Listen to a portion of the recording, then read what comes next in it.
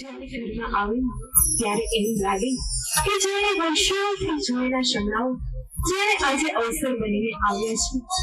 અને જોજો માણસ તો દુઃખની પણ રાતો હોય ત્યારે આ તો સુખને તો શીખરે એવી લાડકવાઈ દીકરીના લગ્નનો પ્રસંગ આવ્યો છે। દરેક માતા પિતાના હૃદયનું એક ખાનગી સરનામું હોય અને એ ખાનગી સરનામું એટલે પોતાના ભાવ જવાઈનું સરનામું।